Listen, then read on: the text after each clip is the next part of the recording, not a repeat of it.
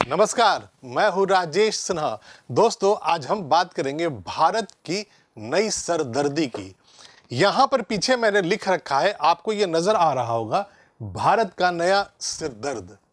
पीछे में जो तस्वीर मैंने लगा रखी है उसमें आपको ये लड़ाके नजर आ रहे होंगे जो AK-47, AK-56 जैसे अत्याधुनिक हथियारों के साथ, बंदूकों के साथ यहां पर वो नजर आ रहे हैं। तो इसका मतलब ये निकलता है कि ये वो लड़ाके हैं जिन्होंने लॉ एंड ऑर्डर को या किसी देश को चैलेंज कर रखा है, यानी कि ये विद्रोही हैं। और अगर ये विद्रोही है तो जाहिर है किसी न किसी देश के खिलाफ होंगे। अब सवाल ये उठता है कि आखिर ये विद्रोही है कौन जिन्होंने भारत को सरदर्दी दे रखी है। तो बात यहां पर कुछ यूं है कि इन्होंने सिर्फ भारत को नहीं दिया है, इन्होंने अमेरिका, ब्रिटेन, कनाडा जैसे बड़े बड़े देशों की जिंदगी हराम कर रखी है, उनकी इकोनॉमी पर गहरी चोट करने की साजिश रच ली है। तो फिर है कौन ये विद्रोही जिन्होंने बंदूकें उठा रखी है, ये है कौन? आइए अब इसे समझते हैं। अभी पीछे के स्लाइड में जो मैंने आपको यहां पर तस्वीर दिखाई थी उन लड़ाकों की जो बंदूकों के साथ तस्वीर में दिख रहे थे, वो दरअसल हूथी विद्रोही हैं, यमन वाले। और उन लोगों ने पिछले कुछ महीनों से लाल सागर वाले इलाके से जो व्यापारिक जहाजें, मर्चेंट वेसल्स जो आती जाती हैं, उन पर लगातार हमले कर रखे हैं। और उन हमलों से America, Canada, Japan, United kingdom और भारत जैसे बड़े देशों की इकोनॉमी पर असर पड़ने का खतरा बढ़ता जा रहा है। और इसीलिए अब बहुत सारे देशों ने हाथ मिलाकर एक साथ आकर अब इन हूथी विद्रोहियों को वार्निंग इशू कर दी है। तो आइए सबसे पहले ये देख लेते हैं कि किसने वार्निंग इशू की है और वो है क्या। यहां पर आप अल जजीरा के वेबसाइट पर आप ये देख रहे हैं। अल जजीरा की वेबसाइट है, उसमें ये खबर छप रही है, US led coalition warns Houthis of consequences after Red Sea attacks. मतलब यह हुआ कि अमेरिका ने अपने मित्र देशों के साथ कोलिशन बनाकर वार्निंग इशू किया है इन हूथी विद्रोहियों को और कहा है कि अगर आप नहीं रुकेंगे, अगर आप नहीं विद्रोह करना बंद करेंगे, अटैक्स नहीं करेंगे, तो आप कॉन्सिक्वेंसेस के लिए तैयार हो जाइए। The Houthis have argued that their attacks on ship linked to Israel are an act of solidarity with the Palestinians in Gaza। इसका मतलब ये निकलता है कि हूथी ये कहते हैं कि हम जो गाजा में जो फिलिस्तीनियों पर अटैक हो रहा है इसराइल के तरफ से, हम फिलिस्तीनियों के साथ खड़े हैं और इसीलिए हम अपना विरोध प्रदर्शन कर रहे हैं इस इलाके से गुजरने वाली व्यापारिक जहाज़ों पर हमला करके। ये वेबसाइट पे जो जानकारी दी गई है उसमें आगे इसमें ये लिखा हुआ है अल जजीरा के वेबसाइट पे, the Houthis will bear the responsibility of the consequences should they continue to threaten lives, the global economy and free flow of commerce in the region's critical waterways. जो यूएस लेड कोलिशन ने जो warning issue की है उसमें ये लिखा हुआ है कि हूथीज जो होंगे वही रेस्पॉन्सिबल होंगे कॉन्सिक्वेंसेज के, यानी उनके साथ जो किया जाएगा अगर वो लगातार हमले जारी रखते हैं, लोगों की जान के साथ ग्लोबल इकोनॉमी पे खतरा बनते हैं और उस इलाके से जो फ्री फ्लो ऑफ कॉमर्स होता है, मतलब जो मर्चेंट वेसल्स जो आते जाते हैं, उन पर अगर आप हमले करते हैं तो आने वाले वक्त में जो आपके साथ होगा वो आप खुद जिम्मेदार होंगे। The United Kingdom, Australia, Canada, Germany and Japan are among the signatories. US coalition जो लिखा हुआ है ऊपर में, उसमें यह भी है कि अमेरिका के साथ United Kingdom, Australia, Canada, Germany और जापान और अलग से बहुत सारे देश सबने मिलकर हस्ताक्षर किए हैं। कहने का मतलब यह है कि दुनिया के बहुत सारे देश हूथी विद्रोहियों के इस कार्रवाई से बहुत परेशान हैं, उनकी इकोनॉमी पर असर पड़ रहा है। आप इमेजिन कर सकते हैं कि लाल सागर से जब व्यापारिक जहाज, मर्चेंट वेसल्स जब निकलते हैं और वो अमेरिका, जापान और कनाडा कहाँ कहाँ चले जाते हैं गुड्स के साथ, सप्लाईज के साथ, तो अगर उस इलाके पर बार बार हमले करेंगे तो भला कौन ऐसा मर्चेंट वेसल होगा जो अपनी जान को जोखिम में डालकर उस इलाके से जाएगा? जाहिर है नहीं जाएगा। और नहीं जाएगा तो क्या होगा? आने जाने की तरफ पे अगर मुश्किल आएगी तो आपकी जो सप्लाई होगी, जो इकोनॉमिक एक्टिविटीज़ होगी देशों की, वो रुक जाएगी। उससे क्या होगा कि आपके घर में बाकी देशों में सप्लाईज नहीं आने से कीमतें बढ़ेंगी, आपकी इकोनॉमी पर असर पड़ेगा, जीडीपी आपका असर में आ जाएगा, दबाव में आ जाएगा। अब यहां पर देख लेते हैं कि यूएस ने क्या वार्निंग इशू की थी। ये व्हाइट हाउस ने जो वार्निंग इशू किया था ये वही लाइन है, और यहां पर यूएस सेंट्रल कमांड ने जो सोशल मीडिया अकाउंट पे, जो एक्स पे जो पोस्ट किया था, इस वार्निंग को मैं आपके लिए पढ़कर सुनाता हूं। The Houthis will bear the responsibility of the consequences should they continue to threaten lives, the global economy and the free flow commerce.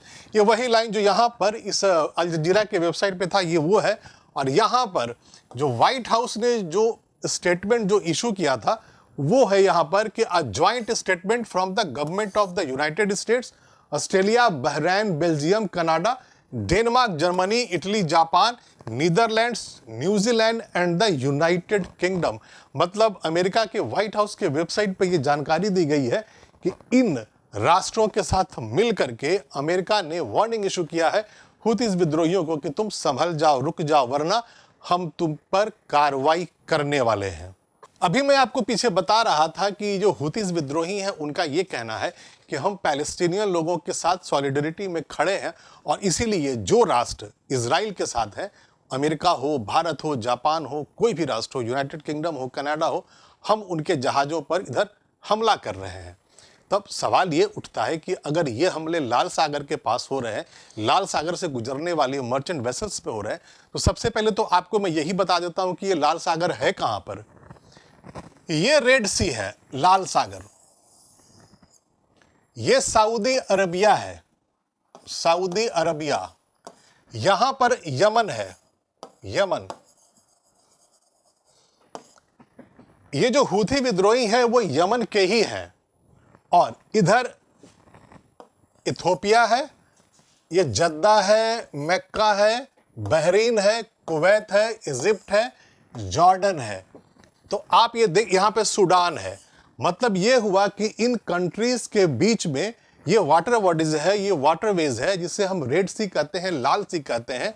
और इस तरफ से जब मर्चेंट वेसल्स जब इधर जाती हैं या इधर से इधर आती हैं, तो इन्हीं इलाकों में यमन के ये हूथी विद्रोही आकर के उन वेसल्स पर अटैक करते हैं, वहां पर आकर के उन्हें बंधक बना के कभी कभी ले भी जाते हैं, बर्बाद करने की कोशिश करते हैं वो मर्चेंट वेसल्स को। और इसीलिए पूरी दुनिया अब एक साथ आ गई है और इनसे लोहा लेने का या इन्हें खत्म करने का प्लान बना रही है। अब मैं आपको बता देता हूं कि ये जो लाल सागर का जो इलाका है, तो इसके बॉर्डर के चारों तरफ कौन कौन से देश हैं। तो यहां पर है नॉर्थन शोर्स, मतलब नॉर्थ में जो उसका जो किनारा है, तट है, वहां पर है इजिप्ट, इसराइल और जॉर्डन। जो ईस्टर्न शोर है, यानी कि पूर्व की तरफ जो उसका किनारा है लाल सागर का, उसमें सऊदी अरबिया है और यमन है। ये ईस्टर्न इलाका है, ये सऊदी अरबिया है और ये यमन है। अब यहां पर आता है वेस्टर्न शोर, जो वेस्ट का इलाका है, उसमें सूडान है, सूडान है, इजिप्ट है, यानी कि ये वेस्ट का इलाका है, ये ईस्ट में है। और फिर सदर्न शोर, यानी कि जो साउथ में कौन कौन से कंट्रीज हैं उसके किनारे पे, तो वो है जिबूती है और इरिट्रिया है, ये दोनों हैं। तो ये जो इलाका है वो लाल सागर का है, और यही आने वाले वक्त में ये भी लग रहा है कि ये दुनिया के लिए बहुत बड़ा खतरा पैदा होने वाला है। क्योंकि हो यूं रहा है कि जब इजराइल और हमास के बीच के झगड़े के कारण यहाँ पर दुनिया भर के देशों के मर्चेंट वेसल्स पर अटैक हो रहा है, तो जाहिर है एक तरफ वो देश है जिनके खिलाफ ये अटैक हो रहा है, और दूसरी तरफ वो देश है जो हमास के साथ खड़े हैं, पैलेस्टीनियंस के साथ खड़े हैं। तो जाहिर है दुनिया दो गुटों में बट रही है, और यहाँ पर अगर कॉन्फ्लिक्ट्स ऐसे बढ़ता रहा तो हो सकता है आने वाले दिनों में ये एक बहुत बड़े युद्ध का रूप ले ले। अब सवाल ये उठता है कि ये हूथी विद्रोही हैं कौन, हूथी कहाँ से आए और क्यों हमले कर रहे हैं, ये तो मैं आपको बता चुका हूँ, लेकिन इनका बॉस कौन है, कहाँ पर ये ऑपरेट करते हैं, ये जानना जरूरी है। तो आइए मैं आपको ये बताता हूँ। हूथी अल्पसंख्यक शिया जैदी समुदाय का एक हथियारबंद समूह है जो यमन में रहता है। इस चरमपंथी गुट का मकसद है दुनिया से अमेरिका और इजराइल समेत पश्चिम असर को खत्म करना है। 90 के दशक में यमन के तत्कालीन प्रेसिडेंट अब्दुल्ला सालेह को सत्ता से हटाने के लिए कुछ लोगों ने एक मुहिम शुरू की थी। इसकी शुरुआत हुसैन अल हुती ने की और उसी के नाम पर इस संगठन का नाम हुती पड़ा था। कहने का यह मतलब है कि जो हुती विद्रोही हैं, उनका जो बॉस है था, जिसने शुरुआत की थी इस ग्रुप की, हुती विद्रोहियों का जो गुट है, जो शुरुआत हुई थी, उस इंसान का नाम हुसैन अल हुती है। यह संगठन हमास और हिजबुल्लाह को सपोर्ट करता है क्योंकि वे अमेरिका और इजराइल के खिलाफ मोर्चाबंदी किए रहते हैं। यही वजह है कि हुती विद्रोहियों ने हमास की मदद के लिए रेड सी को जरिया बना लिया है और वो चुन चुन कर उन सारे देशों पर अटैक कर रहा है जिनका इजराइल से दोस्ताना संबंध है। अब यहां पर मैंने आपको बताया कि इस संगठन को बनाया है हुसैन अल हुती ने। मतलब ये जो चरमपंथी गुट है, विद्रोही गुट है यमन का, हुती, उसे शुरू किया था, उसका नाम है Hussain Badr al Din al हुती। ये उसका तस्वीर है, ये उसकी, ये इसी ने ये हुती विद्रोहियों के गुट को खड़ा किया है। Houthi movement, military movement in northern Yemen, originally led by Hussein Badr al Din al Houthi, a Yemen politician and political activist from Zaidis sect of Islam. मतलब ये हुआ कि ये यमन का रहने वाला था और इसी ने वहां की सत्ता से वहां के उस समय के राष्ट्रपति को बेदखल करने के लिए हथियार उठा लिए, कुछ लोगों को अपने साथ जोड़ लिया और बाद में वही हुती विद्रोही बन गए।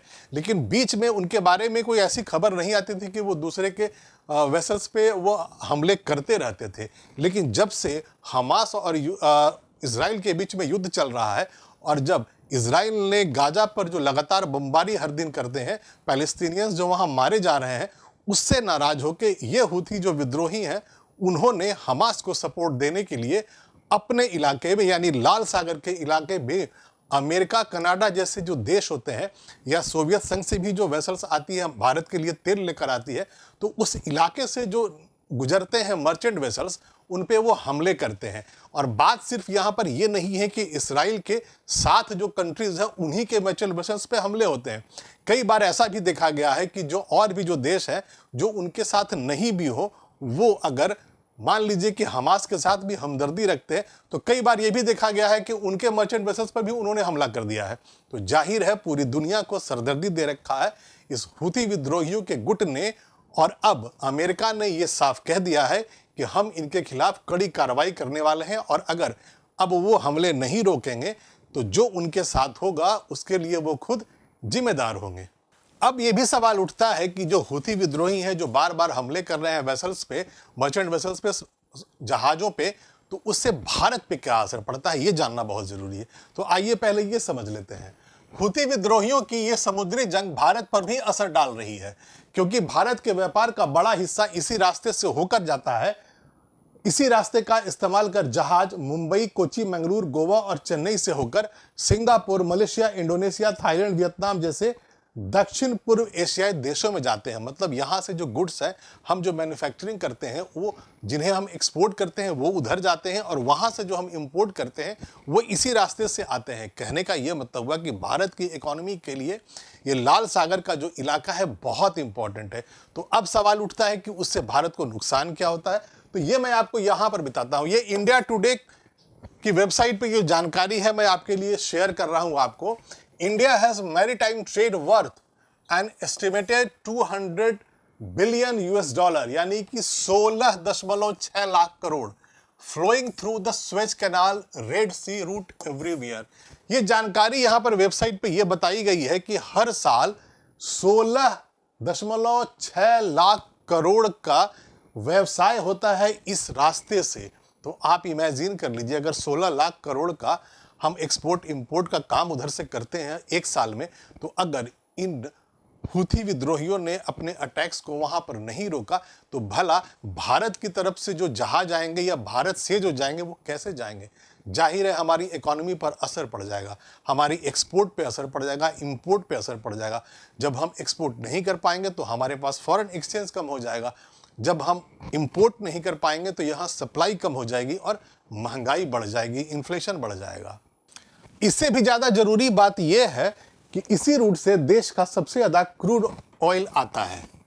बीते साल हमारे यहाँ आयात हुआ 65% तेल लाल सागर के रास्ते से आया था।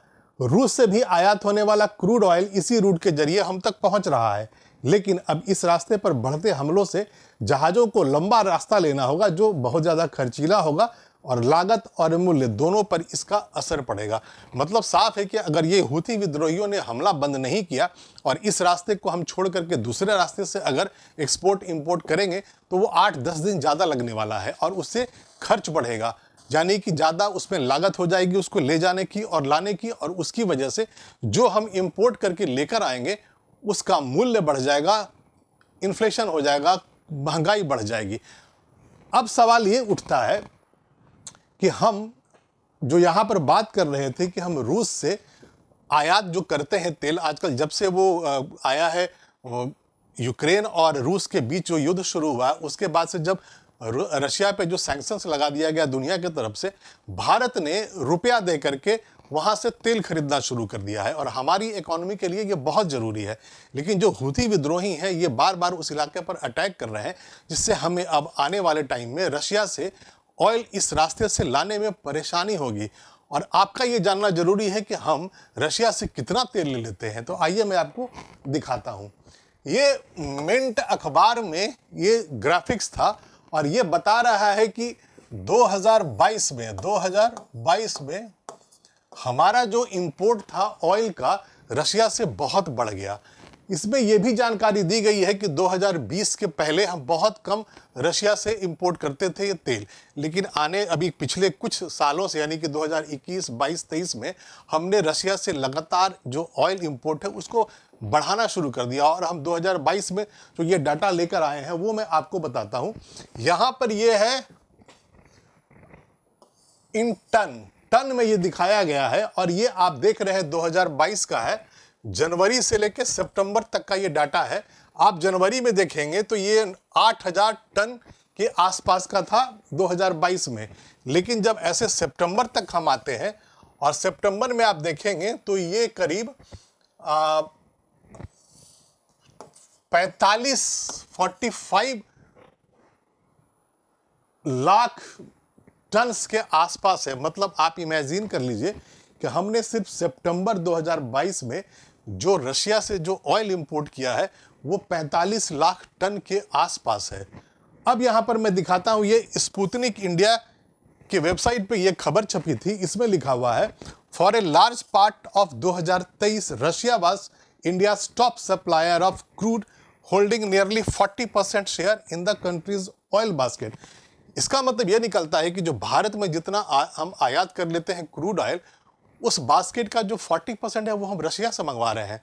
तो आप अफोर्ड नहीं कर सकते हैं कि हाँ, इस रास्ते पर लगातार हूथी विद्रोही हैं वो अटैक करते रहें और हम जो तेल मंगवा रहे हैं रशिया से या बाकी देशों से वो इस रास्ते से ना आए, हमारी इकोनॉमी दबाव में ना आए। इसके लिए बहुत ज़रूरी है कि इन हूथी विद्रोहियों के जो अटैक्स हैं उन्हें ख़त्म कर दिया जाए, रोक दिया जाए। और इसीलिए दुनिया भर के बड़े बड़े देश अब कोलिशन बना करके उन्हें वार्निंग इशू कर रहे हैं कि तुम बाज आओ, हमारे ऊपर हमले बंद करो, मर्चेंट वेसल्स पे जो अटैक करते हैं वो रोक दो, वरना हम कड़ी कार्रवाई करने वाले हैं। और अभी के लिए इतना ही। मैं फिर आऊँगा, ऐसी ही रोचक जानकारियाँ आपके लिए लेकर आता रहूँगा। लेकिन आप इस वीडियो को लाइक कर दें और शेयर कर दें। और अगर अभी तक आपने इस चैनल को सब्सक्राइब नहीं किया है तो प्लीज़ अभी सब्सक्राइब कर लें। तब तक के लिए धन्यवाद।